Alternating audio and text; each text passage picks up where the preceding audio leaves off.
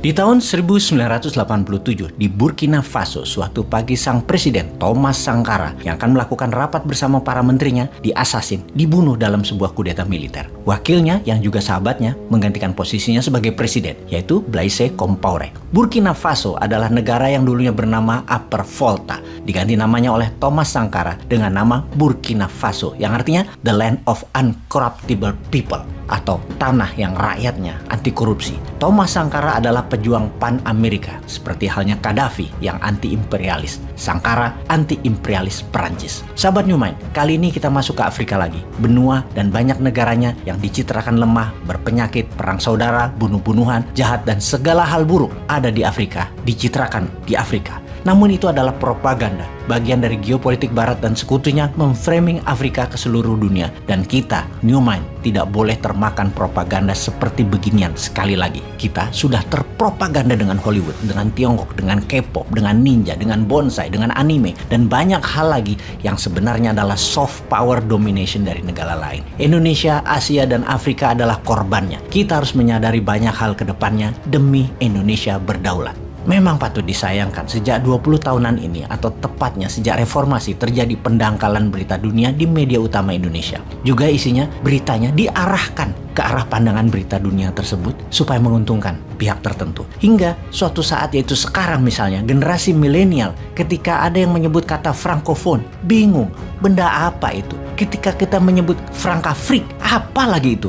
Bosman pun baru terhenyak menyadari betapa pelajaran bernegara harus mulai meluas lagi demi pelajaran, di mana nanti ketika para milenial dan zilenial menjadi pemegang kekuasaan di tahun 2027 ke atas, mereka sangat mumpuni. Sampai 3 periode maunya yang sekarang menjabat terlewati karena libido berkuasa masih besar dengan melakukan perubahan konstitusi. Rencana itu bisa terjadi karena toh mendapat dukungan dari kalian semua, atau diperpanjang jabatannya. Walau keduanya diperpanjang 3 tahun atau menambah 3 tahun, New Mind tidak setuju, tapi kan kalah suara. Dan kalian mendukung perubahan konstitusi, kalian setuju semua. Lihat saja nanti tahun depan ketika konstitusi diubah, kalian tidak bisa apa-apa. Jadi mereka tambah 5 tahun lagi. Jadi ya sudah, lebih baik kita belajar bernegara dengan cepat dan mendalam. Baik, kita kembali ke Afrika membicarakan negara kedua terbesar yang menjajah Afrika yang sampai saat ini berkuasa di Afrika, yaitu Perancis. Di mana manusia seperti Thomas Sankara mau melepas dari pengaruh Perancis, dibunuh, dikudeta oleh Perancis, dan wakilnya yang menjadi penggantinya, Blaise Compaoré, adalah boneka Perancis. Berani menjual nyawa sahabatnya demi kekuasaan. Hal seperti ini sering terjadi dan masih terjadi di Afrika demi genggaman Perancis di Afrika kuat. Demi harta Afrika masih di tangan Perancis. Wilayah jajahan Perancis diawali takluknya Ottoman Algeria di tahun 1830. Kemudian seluruh Afrika Barat mulai dicaplok. Kemudian sisi timur diambil sampai Madagaskar dan Djibouti. Walaupun sudah dikatakan negara-negara tersebut sekitar 15 negara Afrika ex-jajahan Perancis merdeka hingga di tahun 60-an, semua dimerdekakan. Namun Perancis masih tetap mengendalikan sumber daya alam, dan pemerintah negara-negara Afrika ex-jajahan Perancis, termasuk calon kepala negaranya, diinterview oleh petinggi Perancis. Semua negara itu disebut Frankafrik. Demi kekuasaan Perancis di negara Frankafrik, Perancis pernah melakukan intervensi militer dan kudeta politik sebanyak 30 kali di Afrika tersebut. Fenomena ini terjadi di Republik Kongo, Burundi, Rwanda, Gabon, Senegal, Djibouti, Mali, Chad, Republik Afrika Tengah, Somalia, Pantai Gading, dan banyak negara lagi.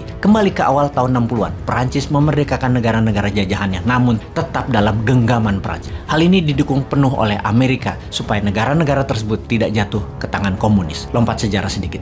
Vietnam Selatan yang dijajah Perancis melawan Vietnam Utara yang komunis. Amerika bantu habis-habisan di perang Vietnam tersebut, tentunya pro Perancis. Di tahun 60-an hingga kalah di tahun 70-an. Membuktikan dukungan Amerika di Afrika terhadap Perancis juga sama di tahun 60-an tersebut agar tidak jatuh ke komunis adalah dukungan serius di era perang dingin tersebut. Apa manfaat Afrika bagi Perancis? Yang terbesar adalah karet dari Kongo, emas dari hampir seluruh wilayah Afrika jajahan Perancis. Emasnya sekarang milik Prancis dikeduk habis. Muasalnya yaitu ketika tahun 1958 Charles de Gaulle menjadi pemimpin Prancis mengadakan referendum. Negara-negara Afrika bekas jajahan ditanya, mau tetap bekerja sama dengan Prancis dalam Frank African Community atau lepas 100%.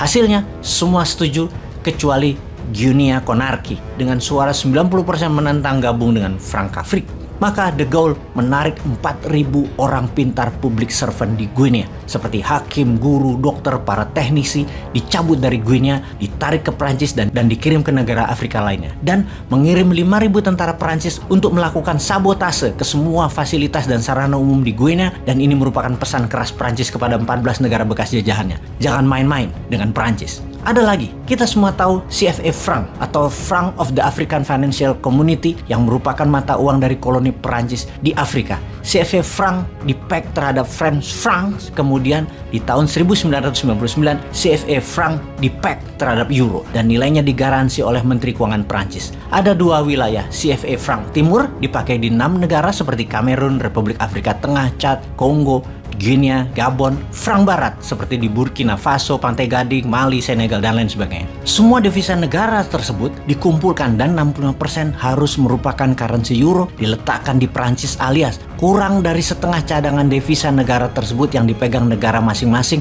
dan sehubungan dengan mencetak uang, Bank Senter Perancis harus menyetujui berdasarkan euro di tangan Perancis. Oke, sejauh ini mulai paham mengapa banyak negara Afrika tidak berdaulat. Devisanya harus mata uang negara penjajahnya. Bagi banyak negara, keterikatan dengan mata uang negara penjajah adalah penghinaan atas kedaulatan sebuah bangsa. Namun, itulah pilihan kalau memang pejabatnya bukan nasionalis, hanya pragmatis, yang penting menjabat.